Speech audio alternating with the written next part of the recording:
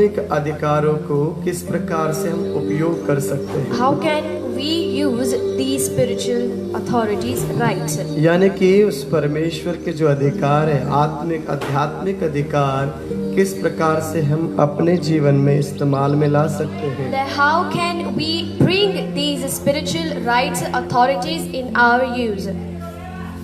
प्रभु के वचन में लिखता है, In the Holy Bible it is written, दूसरा कुरिन्थियों की पुस्तक अध्याय 12 के वचन 7वें पद के अंदर, 2 Corinthians chapter 12 verse 7 to 9. यहाँ प्रभु के कलाम में इस प्रकार से कहता है। Here सब in लोग the Holy बाइबल को पढ़े और कोशिश करिए अपने अपनी जगहों में भी। So I would like to request you all to open your Bibles at your respective places. अध्याय 12 के 7 से लेकर 9वें पद तक इस प्रकार से कहता है। 2 Corinthians chapter 12 verse 7 to 9 it says, इसलिए कि मैं प्रकाशनों की बहुतायत से फूल ना जाऊं, मेरे शरीर में एक कांटा चुभाया गया, अर्थात शैतान का एक दूत की मुझे घुसे मारे, ताकि मैं फूल ना जाऊं। वचन 8, इसके विषय में मैंने प्रभु से 3 बार विनती की, यानी प्रार्थना की, मुझसे ये दूर हो जाए, पर उसने मुझसे कहा, मेरा अनुग्रह तेरे लिए बहुत है, क्योंकि मेरी सामर्थ निर्बलताओं में सिद्ध होती है। इसलिए मैं बड़े आनंद से अपने निर्बलताओं पर घमंड करूंगा कि मसीह की सामर्थ मुझ पर छाया करती रहे। 2 Corinthians chapter 12 verse 7, and lest I should be exalted above measure by the abundance of the revelations, a thorn in the flesh was given to me, a messenger of Satan to buffet me, lest I be exalted above measure. Concerning this thing I pleaded with the Lord 3 times that it might depart from me. And he said to me, my grace is sufficient for you, my strength is made perfect in weakness. Therefore, most gladly I will rather boast in my infirmities, that the power of Christ may rest upon me. उसके अधिकार को हम कैसे उपयोग में लाए? How can we bring these rights given by God in use? जो परमेश्वर ने आपको और मुझे आत्मिक अधिकार दिए हैं, उन अधिकारों को हम कैसे उपयोग में लाए? How can we bring these authorities, the rights given by God in our use? यहाँ परमेश्वर का कलाम कहता है, दिन प्रतिदिन उसके अनुग्रह में बढ़ने से। Here the word of God says, day by growing in His grace. यानी कि उसकी दया में दिन प्रतिदिन हम बढ़ते जाने के जरिए, Now we growing in His kindness, in His grace, day by day, by this. यहाँ पौलुस ये कहता है, Here Paul says, यहाँ पौलुस कहता है, here Saint Paul मैं says, जब निर्बल हो जाता हूँ, when I become weak, जब मैं कमजोर हो जाता when I हूँ, become weak, मैं उसके सामर्थ्य के इंतजार में बैठ जाता then हूँ। I sit in the waiting of His strength. जब मैं निर्बल हो जाता हूँ, तब तक उसकी सामर्थ्य मुझ में आ जाती है। Whenever I am weak, the power, the strength of God comes in me. और जैसे मैं उसके सामर्थ्य में भरपूर हो जाता हूँ, तो मैं सिद्धता की ओर बढ़ते जाता हूँ। And as I am filled in His power, in His strength, then I am going towards that fulfillment. यानी कि Which means, उसके अनुग्रह में बढ़ने के द्वारा हम उसके अधिकारों को, आत्मिक बातों को, आत्मिक शक्तियों को हम उपयोग में ला सकते हैं। that through His grace, through His fulfillment that He fills us, we can bring this spiritual authority in our use. पौलुस कह रहा है, Paul says, मेरे जीवन में कमजोरियां, निर्बलता है, यानी कि जीवन में संकट की बहुतायत क्यों ना बढ़ जाए। now let there be the growth of tribulation, affliction, problem, sadness in my life. मैंने अपने प्रभु से 3 बार विनती की, I plead to my Lord 3 times. लेकिन प्रभु कहता है, But God says, मेरा अनुग्रह बहुत है, my grace is sufficient मेरा for thee. अनुग्रह बहुत है। My grace is जब तुम sufficient for बीमार हो, thee. When you are sick, समस्या में हो, when you are in संकट में problem, हो, when you are in दिक्कत में difficulties, हो, when you are in problems, प्रभु कहता है, then God says, ओह मेरे बच्चों, oh my child, मेरा अनुग्रह तुम्हारे, my grace is मेरा sufficient for you. अनुग्रह तुम्हारे लिए बहुत है। My grace is sufficient for यानी कि thee. आत्मिक शक्तियों के बारे में मैंने कुछ दिन पहले बताया था। I said about the spiritual powers some किस days प्रकार before की वो शक्तियां और अधिकार वो परमेश्वर ने आपको और मुझे दिए that हैं। what type of or what kind of power that God gave to you and me. इससे पहले के सेक्शन में हमने देखा कि यीशु ने कहा पृथ्वी और आकाश का अधिकार उसने मुझे दिया है और वह अधिकार मैं तुम्हें दे देता हूँ। Now God says that now before this session we learned that the authority is given to Jesus, all the authority, the heavens and of the earth, and that authority God, Jesus gave it to us. अब to Yeshu you and की me. वह शक्ति, यीशु की वह सामर्थ आपके और मेरे जीवन में आ गई Now है। that power of Jesus is in your and our life. उन वरदानों को, उन दानों को संभाल के रखने के लिए Now to keep that gift, that power safe, तो आपकी और मेरी जिम्मेदारियां है then कि it is yours and our responsibility हम उन्हें बनाए रखें, that we keep it, we remain in it. यानी कि बना के रखने के Which लिए means to keep it remaining, हमें उसके अनुग्रह में बढ़ना है, we have to grow in His grace. उसके अनुग्रह में। In His grace. जैसे प्रभु यीशु मसीह के बारे में कहा जाता है, The way about Jesus it is said that लूका की पुस्तक अध्याय 2 के वचन 52वें पद में 52 में in Luke chapter 2 verse 52, वहां पर कहता है यीशु मसीह इंसान और ईश्वर की दया में बढ़ता चला गया। over there it is written that Jesus grew in the kindness and in the grace of God. यानी कि कैसे बढ़ता चला गया पढ़ेंगे In हम the शब्द kindness को। of men and in the grace of God, Jesus grew up.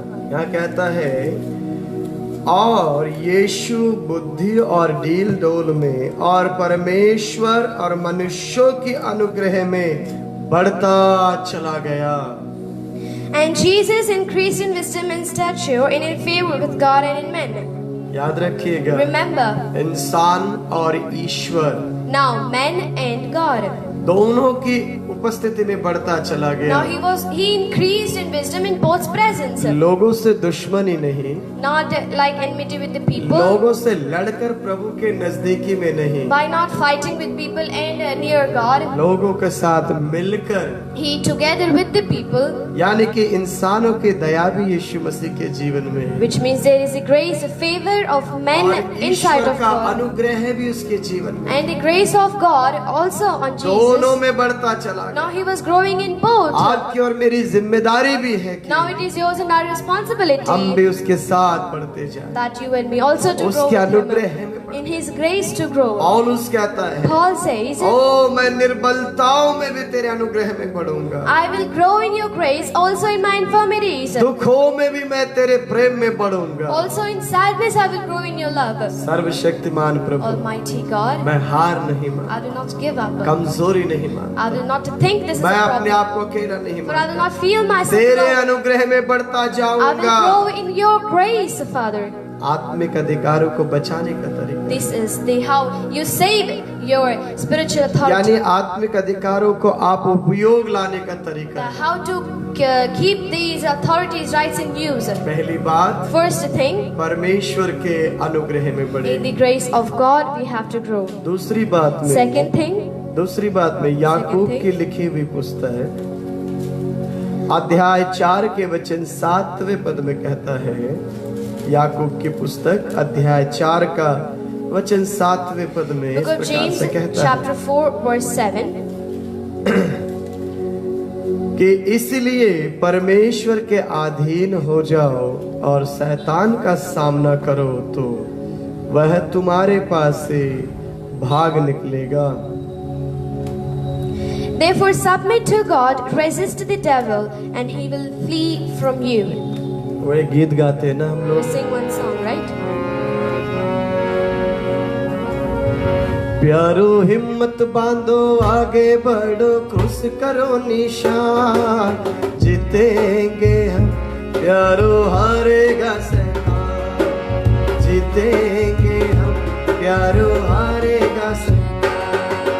लड़ो लड़ो फुर्ती करो यीशु है कप्तान, लड़ो लड़ो फुर्ती करो, यीशु है कप्तान। आशा रखो हिम्मत बांधो हारेगा शैतान, प्यारो हिम्मत बांधो आगे बढ़ो उस करो निशान, जीतेंगे हम प्यारो हारेगा शैतान, जीतेंगे हम प्यारो हारेगा शैतान।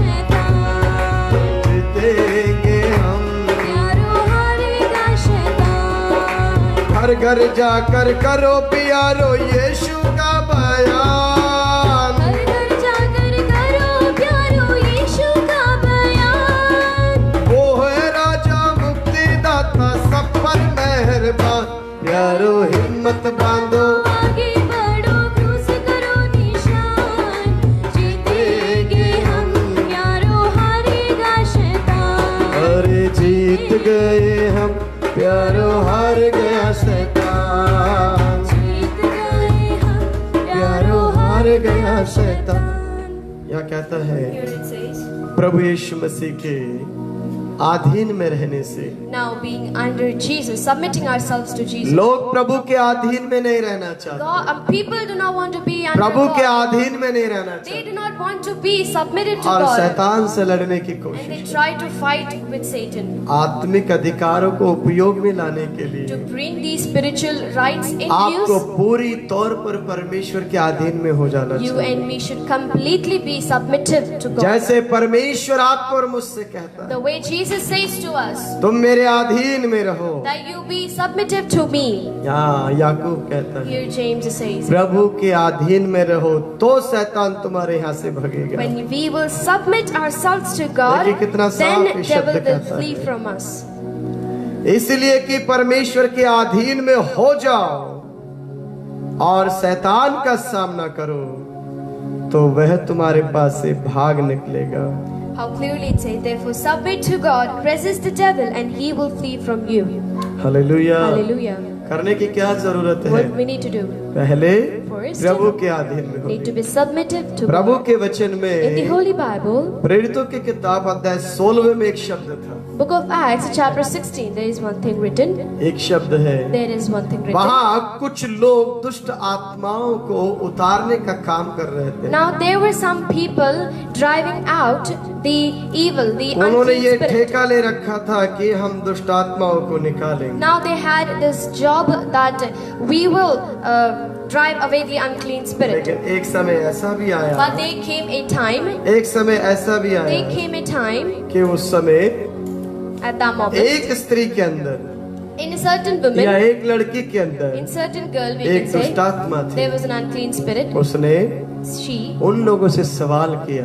asked those people. हम पौलुस को भी जानते हैं, We know Saint Paul, प्रभु को भी जानते we know God also, हैं, हमें समझ में नहीं आ रहा but we don't या understand, मुझे समझ में or नहीं आ रहा I don't understand. तुम किसके अधीन में हो? Okay, under whom are you?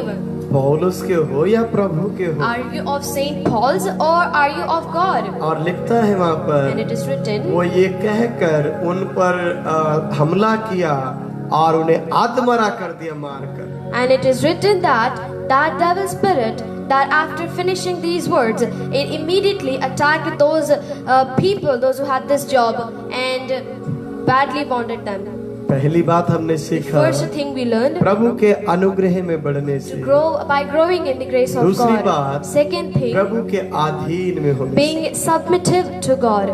तीसरी बात की ओर Third जाएंगे, thing we will read, Marcus की लिखी हुई पुस्तक अध्याय 9 का वचन 29 में, Book of Mark, Gospel of Mark 9:29. प्रभु के वचन में In the Holy Bible, Marcus की लिखी हुई पुस्तक अध्याय 9 का वचन 29 में देखेंगे।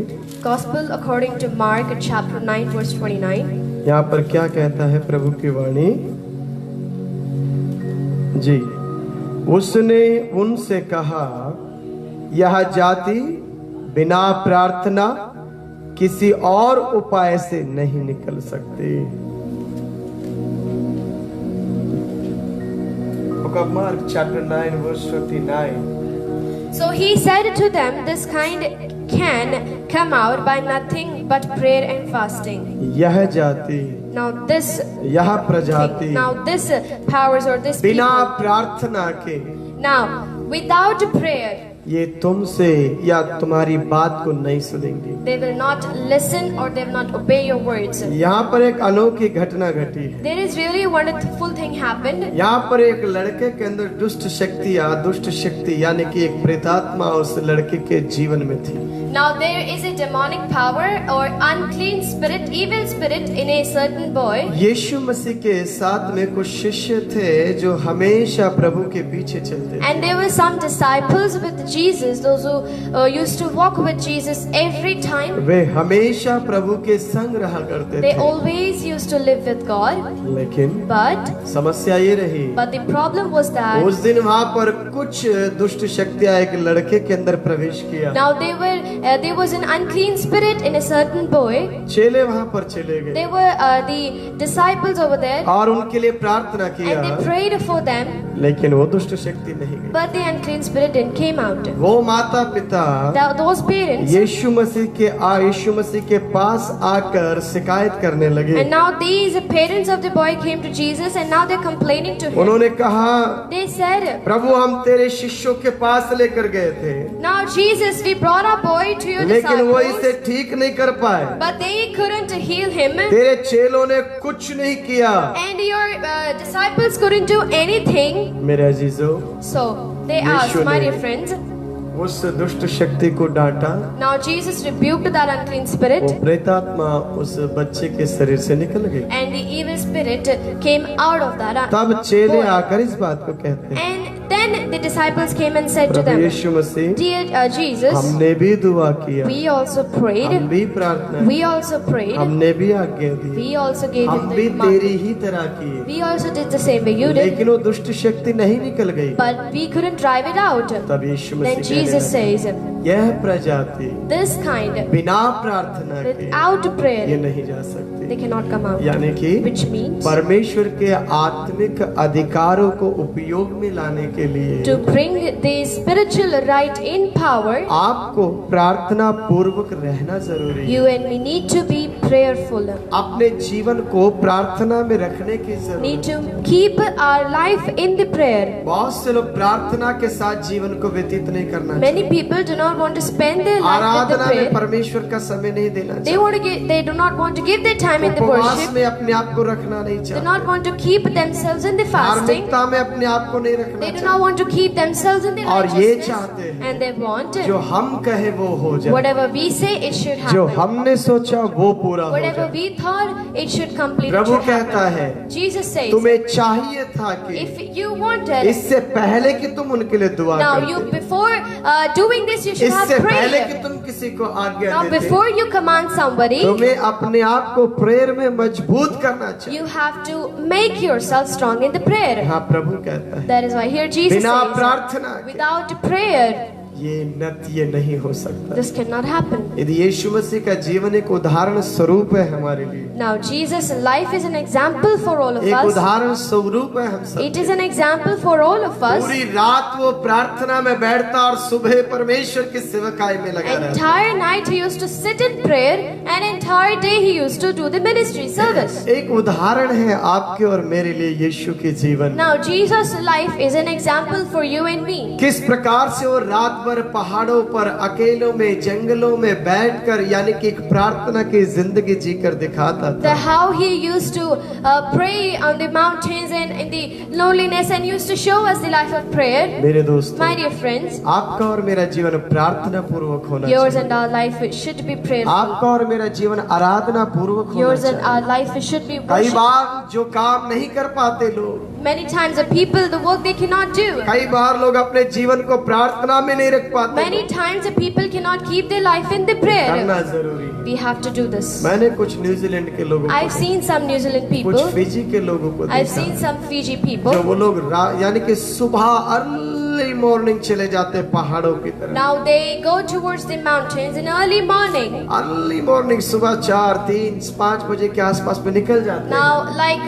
4 or 3 in the morning, they just set to the mountain. वे लोग माउंटेन प्रेयर करते हैं। They pray the mountain. They do the mountain prayer. Fiji में कुछ लोगों को देखा, And in Fiji, I saw some वहाँ के people. भी लोग रात भर माउंटेन प्रेयर में रहते हैं। And over there also people that are in prayer. वे हफ्ते में, 2 हफ्ते में, 3 दिन में एक समय निकालते हैं। Now they once in a week or once in a month they have the mountain prayer. ये बहुत अच्छा तरीका Now है it कि is- हम अपने आप को मजबूत करें परमेश्वर की It उपस्थिति is में। really a good thing the way we can make ourselves strong in the prayer, the presence of God. इसीलिए परमेश्वर का वचन, That is why here the word of God says, ये प्रजातियां this kind people, ये बिना प्रार्थना के नहीं जाती। they do not come out without the prayer. मेरे दोस्तों, My dear friends, आत्मिक अधिकारों को उपयोग में लाने के to लिए bring spiritual authorities in use, कैसे हम उनका उपयोग करें। how can we use them? पहली बात, First thing, हर परिस्थिति में उसके साथ बने रहने in every से, situation being with them,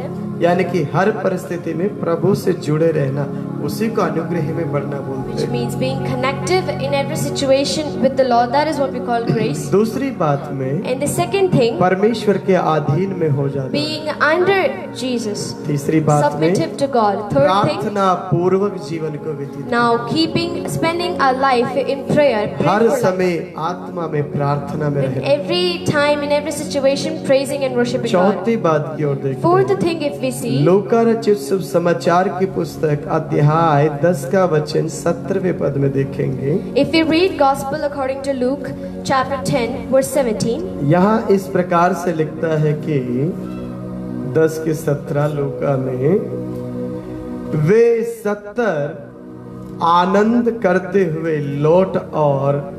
लौटे और कहने लगे, हे प्रभु, तेरे नाम से दुष्टात्माएं भी हमारे वश में है। उसने उनसे कहा, मैं शैतान को बिजली के समान स्वर्ग से गिरा हुआ देख रहा था।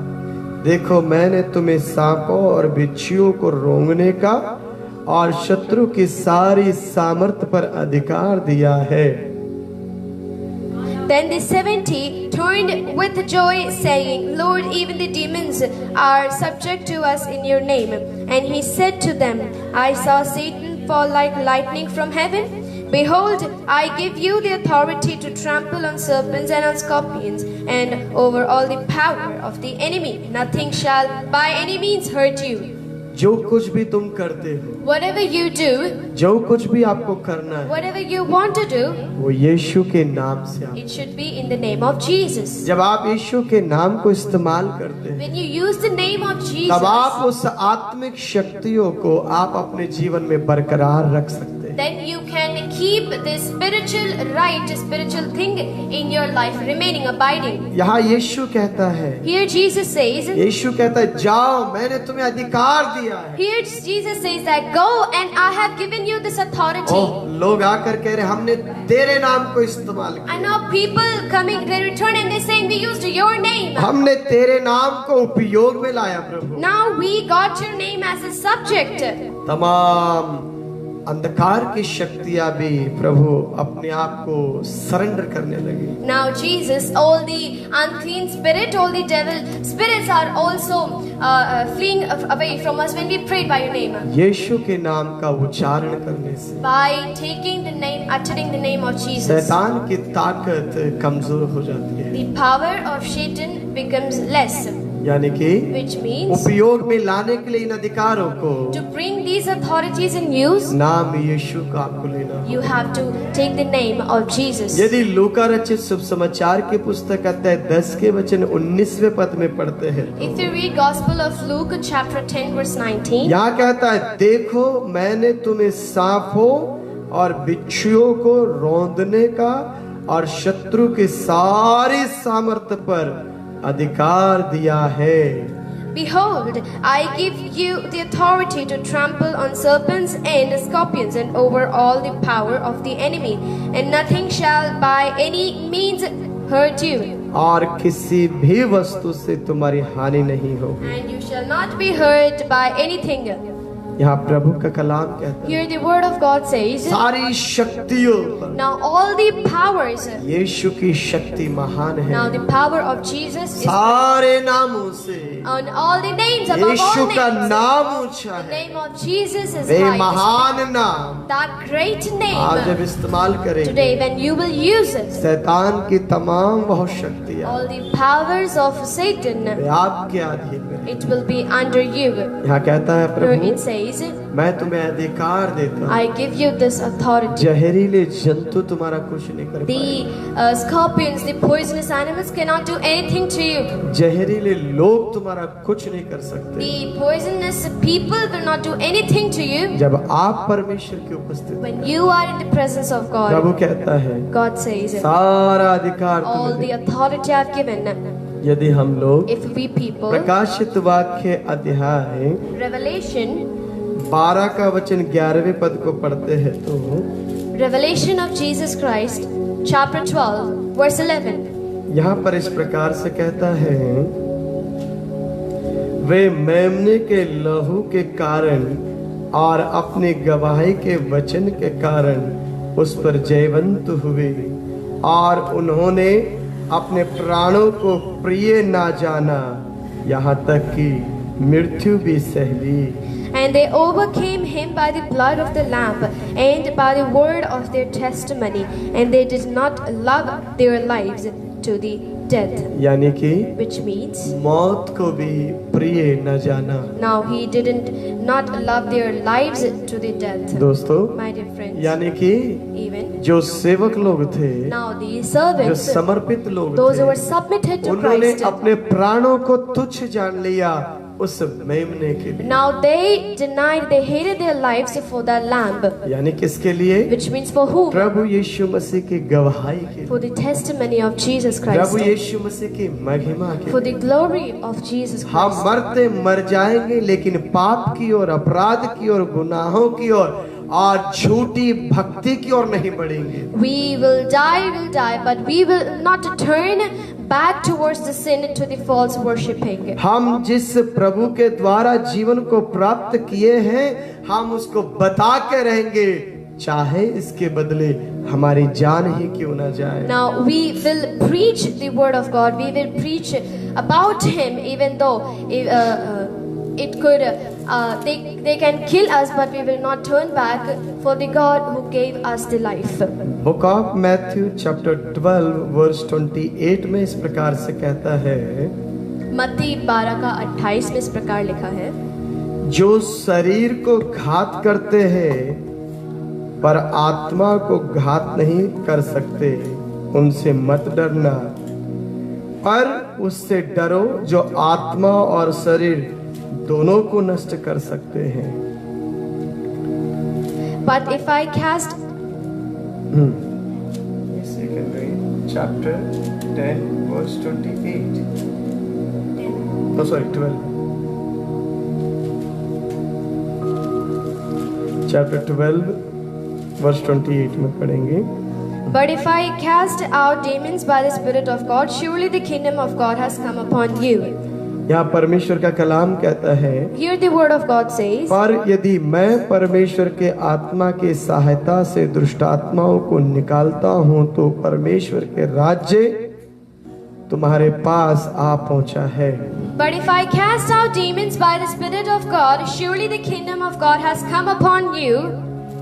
मेरे अजीजों, My dear friends, आइए हम परमेश्वर के अधीन में होकर,